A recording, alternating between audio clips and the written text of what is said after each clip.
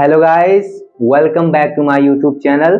दोस्तों, आज की इस वीडियो से हम शुरू करने जा रहे हैं डायरेक्ट और इनडायरेक्ट स्पीच, जो कि क्लास 9 से लेकर 12 तक के बच्चों के लिए बहुत ही ज़्यादा इंपॉर्टेंट टॉपिक है, क्योंकि इससे आपके क्वेश्चन बोर्ड एग्जाम्स में भी पूछे जाते हैं। तो चलिए, आज का ये वीडियो ये फर्स्ट पार्ट है डायरेक्ट और इनडायरेक्ट स्पीच का। इसमें हम जानेंगे डायरेक्ट और इनडायरेक्ट स्पीच क्या होता है और उसके कुछ बेसिक नियम। तो चलिए शुरू करते हैं। सबसे पहले हम जानते हैं डायरेक्ट और इनडायरेक्ट स्पीच किसे कहते हैं। स्पीच क्या होती है? जब कोई स्पीकर कुछ बोलता है उसी को हम स्पीच कहते हैं। ठीक, आप लोगों ने भी अपने स्कूलों में जब आप कोई प्रोग्राम होता है तो वहाँ पर स्पीच बोलने के लिए लिया जाता है, तो वो हो गया स्पीच। अब यहाँ पर हम बात करेंगे डायरेक्ट और इनडायरेक्ट स्पीच क्या होता है।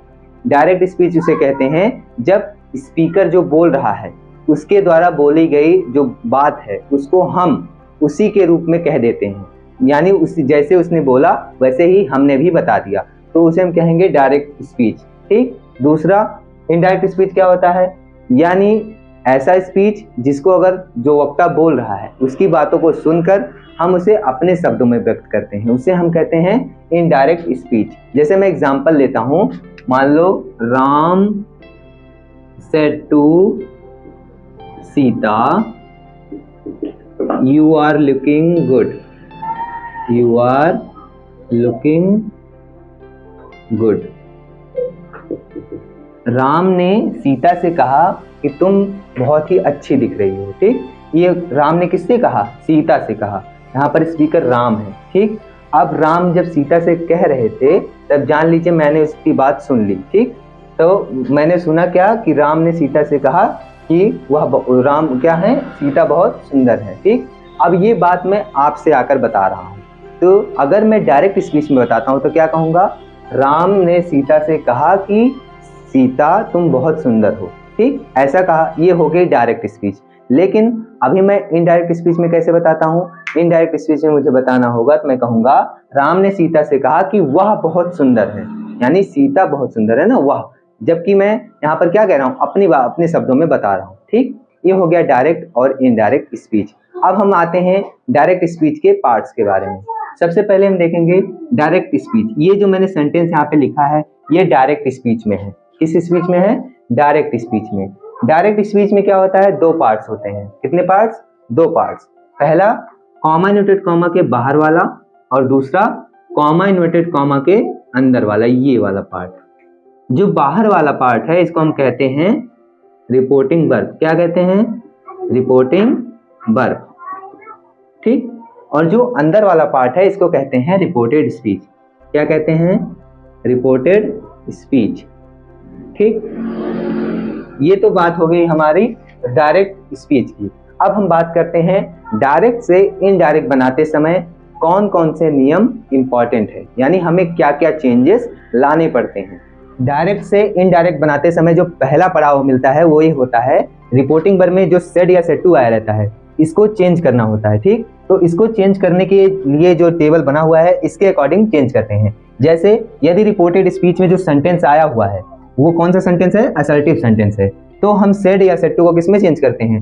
टोल्ड में। सेज टू को किस में करेंगे? टेल्स में। और उसके लिए कंजक्शन, जो कॉमा इन्वर्टेड कॉमा होता है उसको भी हटाकर क्या लगाया जाता है? कंजक्शन लगाया जाता है। तो कंजक्शन में क्या लगाएंगे? डैट लगाएंगे। ठीक, इसके बाद यदि जो रिपोर्टेड स्पीच का सेंटेंस है वो क्या है? इंट्रोगेटिव है। अगर इंट्रोगेटिव है तो सेड या सेड टू किस में जाएगा? आस्क्ड में या इंक्वायर्ड ऑफ में।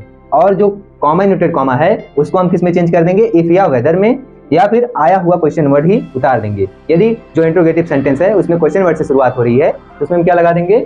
आए हुए क्वेश्चन वर्ड को ही कंजक्शन के रूप में उतार देते हैं। ठीक, इसके बाद तीसरा सेंटेंस होता है इंपेरेटिव सेंटेंस। जब इंपेरेटिव सेंटेंस आ जाए रिपोर्टेड स्पीच में तब हम सेड या सेड टू को उसके भाव के अनुसार रिक्वेस्टेड में, ऑर्डर्ड में, एडवाइज्ड में या प्रपोज्ड या सजेस्टेड में बदल देते हैं। और जो कंजक्शन लगता है वो टू लगता है। ये डैट सिर्फ एक केस पे लगता है जब लेट वाला सेंटेंस होता है। लेट के साथ जब अस आता है उस वाले सेंटेंस में हम टू को ना लगा कर क्या लगाते हैं? डैट लगाते हैं। ठीक, इसके बाद अगला सेंटेंस है एक्सक्लेमेटरी सेंटेंस। एक्सक्लेमेटरी सेंटेंस में क्या होता है?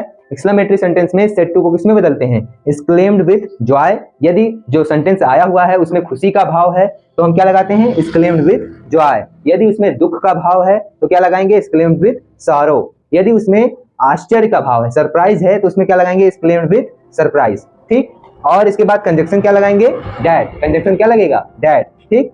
इसके बाद जो चौथा आखिरी सेंटेंस है वो है ऑप्टेटिव सेंटेंस। ऑप्टेटिव सेंटेंस में इसमें जो होता है सेट या सेट टू को हम किस में बदलते हैं, विश्ड में। यदि ऑप्टेटिव सेंटेंस में खुद से वह इच्छा प्रकट कर रहा हो, यानी वो विश कर रहा हो, तो वहां पर हम क्या लगाते हैं, विश्ड। यदि वो श्राप दे रहा हो तो क्या लगाते हैं, कर्स्ड। यदि वो प्रार्थना कर रहा हो भगवान से तो प्रेड, और यदि विदाई का भाव है तो क्या लगाते हैं, वेड, ठीक। और कंजक्शन की जगह पे क्या लगाते हैं, डैट।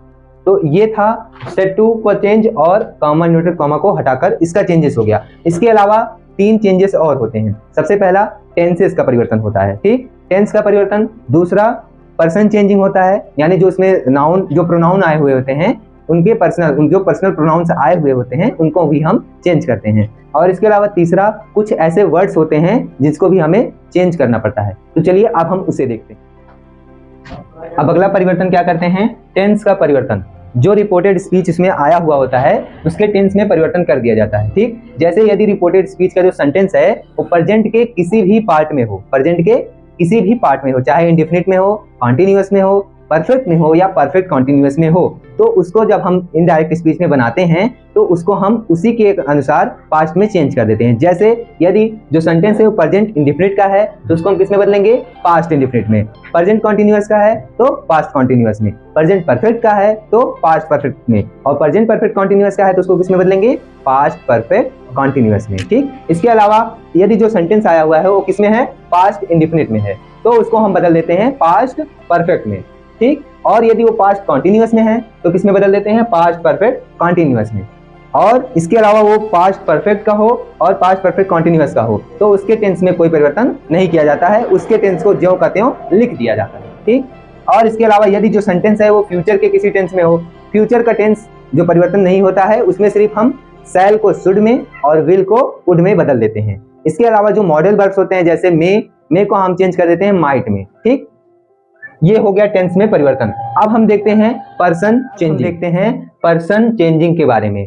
देखिए जो रिपोर्टेड स्पीच में हम लिखते हैं उसमें पर्सन्स आते हैं। पर्सन्स में मतलब ये बात है कि ये है पर्सनल प्रोनाउन। पर्सनल प्रोनाउन में 3 पर्सन्स होते हैं। कितने person, 3 person. First person, second person और थर्ड पर्सन। फर्स्ट पर्सन में कौन आते हैं, आई और वी।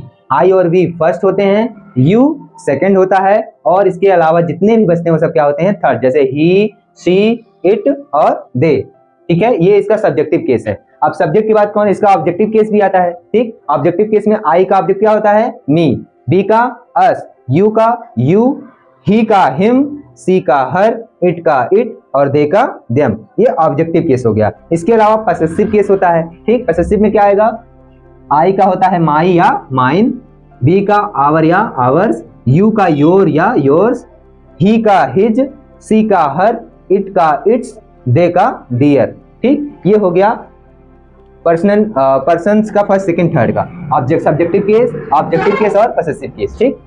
इसको याद कैसे करेंगे, आई वी फर्स्ट, यू सेकंड, बाकी सब थर्ड। ऐसे ही आप याद कर सकते हैं, आई वी फर्स्ट, यू सेकंड और बाकी सब थर्ड पर्सन, ठीक। ये हो गया पर्सन्स के बारे में। अब पर्सन्स का परिवर्तन किस नियम के अनुसार करते हैं, तो उसके लिए एक फॉर्मूला है सन बटे 123। सन बटे 123, जहां पे सन का मतलब है, यस से मतलब है सब्जेक्ट, यस से मतलब क्या है सब्जेक्ट, ओ से मतलब है ऑब्जेक्ट और यन से मतलब है नो चेंजिंग। यन से मतलब नो चेंजिंग। और 1 2 3 क्या इंप्लाई करता है, 1 से मतलब फर्स्ट पर्सन, सेकंड, 2 से मतलब सेकंड पर्सन और 3 से थर्ड पर्सन।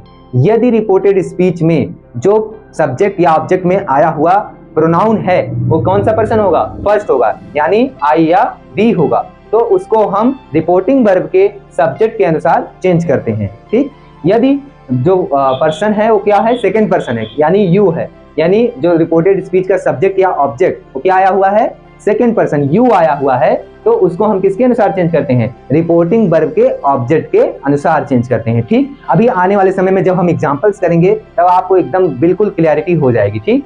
और यदि जो रिपोर्टेड स्पीच का सब्जेक्ट या ऑब्जेक्ट क्या हो, थर्ड पर्सन हो, तो उसका चेंजिंग नहीं होता, यानी ना बाबा ना। जैसे थर्ड पर्सन में क्या आएगा, ही। अगर रिपोर्टेड स्पीच का सब्जेक्ट ही है तो उसको कोई चेंजेस नहीं किया जाएगा। सी है, इट है, दे, तो उसके कोई परिवर्तन नहीं किया जाता है। तो ये था पर्सन चेंजिंग के बारे में। अब हम देखते हैं कुछ स्पेशल चेंजिंग, यानी जैसे टाइम, प्लेस से रिलेटेड कुछ ऐसे वर्ड्स होते हैं जिनको हमें इनडायरेक्ट बनाते समय बदलना पड़ता है। अब हम देखते हैं कुछ स्पेशल चेंजेस। अभी तक हमने देखा कि यदि हम डायरेक्ट से इनडायरेक्ट बनाते हैं तो रिपोर्टेड स्पीच में हम क्या क्या चेंजेस करते हैं। सबसे पहले हम सेट टू को जो रिपोर्टिंग वर्ब में आता है उसका परिवर्तन करते हैं, उसको हमने देख लिया।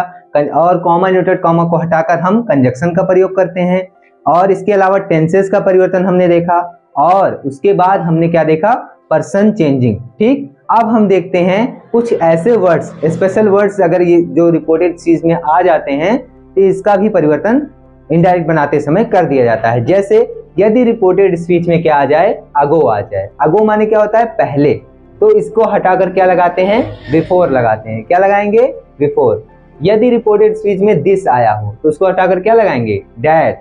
दीज आया हो तो दोज, दस आया हो तो शो, टुनाइट आया हो यानी आज की रात तो उसको हम क्या लगाएंगे, डैट नाइट। ठीक, टुडे के लिए क्या लगाएंगे, डैट डे। टुमारो के लिए द नेक्स्ट डे या फिर द फॉलोइंग डे। ठीक, या फिर आखिरी में यदि यस्टरडे आया हो तो क्या लगाएंगे, द प्रीवियस डे या द लास्ट डे। ठीक, ये होता है कुछ स्पेशल चेंजेस। अब हम देखते हैं एग्जांपल्स जिससे आपको ये सारे नियम क्लियर हो जाएंगे। तो चलिए अब हम एग्जांपल्स, जैसे मैं यहां पर एक एग्जांपल लेता हूं, he said to me, comma dot comma, I will leave you now. I will leave you now. Sorry, now. Full stop, comment com. यहाँ पर हमने एक सेंटेंस लिख दिया है, He said to me, I will leave you now. यहाँ पर ये जो स्पीच लिखा है कौन सा स्पीच है, डायरेक्ट स्पीच है। इसमें देखिए दो पार्ट्स हैं, एक जो कॉमा डॉट कॉमा के अंदर दिखाई दे रहा है इसको मैंने क्या बताया था, रिपोर्टेड स्पीच, और जो बाहर वाला है इसको हमने क्या बताया था, इसको रिपोर्टिंग वर्ब बताया था। ठीक, अब हम इसको क्या करने वाले हैं, इनडायरेक्ट स्पीच में बदलना है। तो सबसे पहले हम रिपोर्टिंग वर्ब में आए हुए सेट टू को क्या करेंगे, चेंज करेंगे। किसके अनुसार, रिपोर्टेड स्पीच में आए हुए सेंटेंस के अनुसार। सबसे पहला काम क्या करेंगे, रिपोर्टेड स्पीच के सेंटेंस को पहचानेंगे। तो रिपोर्टेड स्पीच का सेंटेंस में देखिए क्या इसमें क्वेश्चन मार्क है, नहीं है, यानी इंट्रोगेटिव नहीं। क्या इसकी शुरुआत वर्ब से हो रही है, नहीं, आई वर्ब नहीं है, नहीं हो रही है, इसका मतलब ये इंपेरेटिव भी नहीं है। इसकी शुरुआत किससे हो रही है, डायरेक्ट सब्जेक्ट से हो रही है। तो ये कौन सा सेंटेंस हो गया, असर्टिव सेंटेंस हो गया। ठीक, असर्टिव सेंटेंस है तो सेड या सेड टू किसमें जाता है, टोल्ड में जाता है। किसमें, टोल्ड में। तो हम सेड टू को हटाकर क्या लगाएंगे, टोल्ड। He told me. अब कॉमा इन्वर्टेड कॉमा का हटाकर क्या लगाएंगे, असर्टिव सेंटेंस है तो क्या लगेगा, डैट लगेगा। डैट लगा दिए। ठीक, ही टोल्ड मी डैट। अब हम जैसे ही रिपोर्टेड स्पीच में घुसे, जैसे ही रिपोर्टेड स्पीच के दरवाजे पे हमने दस्तक दी, हमें कौन मिला, आई मिला। अब हमने पूछा भाई आई तुम कौन हो, आई कहने लगा कि मैं रिपोर्टेड स्पीच का सब्जेक्ट हूं, करता हूं। मैंने पूछा भाई तुम कौन से पर्सन हो, तो आई ने कहा मैं फर्स्ट पर्सन हूं। और हमने नियम में क्या पढ़ा है, फर्स्ट पर्सन किसके अकॉर्डिंग चेंज होता है, सब्जेक्ट के अनुसार। यानी आई चेंज होगा रिपोर्टिंग वर्ब के सब्जेक्ट के अनुसार, और रिपोर्टिंग वर्ब का सब्जेक्ट कौन है, ही। और आई यहाँ पर किस केस में है, सब्जेक्टिव में है। आई ने कहा ही से, आई ने कहा ही से तुम सब्जेक्ट में आओ क्योंकि मैं सब्जेक्ट में हूं। ही ने कहा आपने बुलाया और हम चले आए, जान हथेली पर ले आए। तो ही आ गया यहाँ पर सब्जेक्टिव। और डैट से जोड़ने के बाद जो सेंटेंस बनाया जाएगा उसको हम स्मॉल लेटर में ही लिखेंगे। ठीक, यदि प्रॉपर नाउन हो यानी किसी का नाम हो या फिर आई आया हो तो हम कैपिटल में लिखेंगे, नहीं तो स्मॉल लेटर से ही लिख देंगे। तो ही यहाँ पर सब्जेक्ट में आ गया ही। ठीक, अब हमें क्या करना है, टेंस परिवर्तन करना है। ये जो सेंटेंस है किस टेंस में है, विल और शैल आया है। शैल और विल जहां होगा फ्यूचर इंडेफिनिट वहां होगा, यानी ये फ्यूचर इंडेफिनिट का टेंस हमने पहचान लिया। अब हम इसको किस में चेंज करेंगे, विल को करते हैं वुड में, शैल को शुड में। तो विल के लिए यहाँ पर क्या लग जाएगा, वुड। क्या लग जाएगा, वुड, ही वुड। और बाकी सेंटेंस उतारेंगे, लीव। अब और हमने क्या देखा, यू आया है। ऑब्जेक्टिव में कौन आ गया, यू, और यू को हमने क्या देखा है, यू कौन सा पर्सन है, यू सेकंड पर्सन है। यू किसके अनुसार चेंज होगा, ऑब्जेक्ट के अनुसार, सेकंड पर्सन ऑब्जेक्ट के अनुसार। ऑब्जेक्ट इसमें क्या है, मी, और यू यहाँ पर किस केस में है, ऑब्जेक्टिव केस में है, और ये भी ऑब्जेक्टिव में है। यू ने कहा मी से तुम ऑब्जेक्ट में आओ क्योंकि मैं भी ऑब्जेक्ट में हूं। मी ने कहा जैसा आप कहें वैसे हम आ जाएं, तो मी यहाँ पर आ गया ऑब्जेक्टिव में। ठीक, अब इसके बाद एक और वर्ड आया है नाउ। क्या आया है, नाउ। नाउ यहाँ पर समय को परिवर्तित, इसमें नाउ की बात की जा रही है ना, नाउ को भी हम बदल देंगे देन में। ठीक, इसको शायद इसमें नहीं लिखवाया था ना, हाँ, नाउ को किस में बदलेंगे, देन में। ये हो गया हमारा डायरेक्ट स्पीच और ये उसका इनडायरेक्ट स्पीच। चलिए एक दो एग्जांपल और देख। अब ये देखिए यहाँ पर हमने एक और सेंटेंस ले लिया है। यहाँ पर जो सेंटेंस है क्या है, he said to her I have completed my work. ये हमारे पास एक डायरेक्ट स्पीच आ गया है। इसको हमें किस में परिवर्तन करना है, इनडायरेक्ट स्पीच में। सबसे पहला काम क्या करेंगे, हम सेड टू को आए हुए रिपोर्टेड स्पीच के अनुसार चेंज करेंगे। सबसे पहले हम देखेंगे रिपोर्टेड स्पीच किस सेंटेंस में है।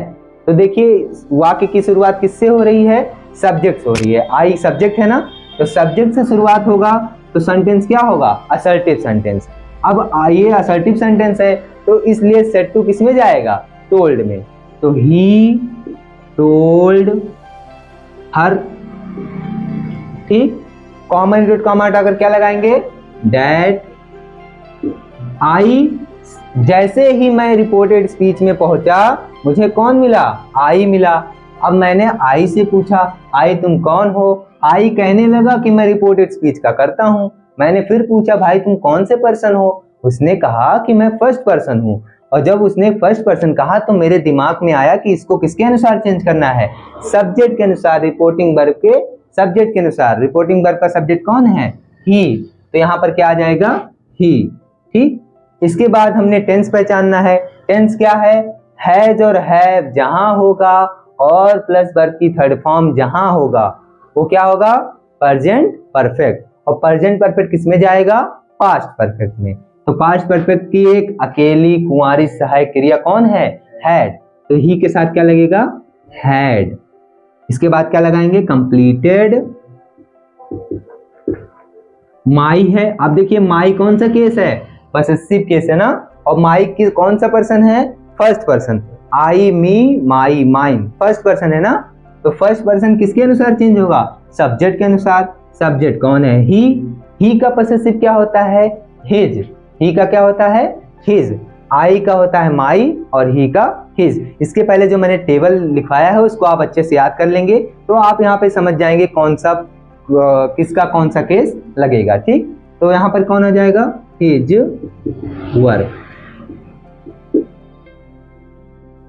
तो ये था आज का वीडियो। आज के वीडियो में हमने डायरेक्ट से इनडायरेक्ट बनाने के लिए कुछ बेसिक नियम और एग्जाम्पल सहित समझ लिया है।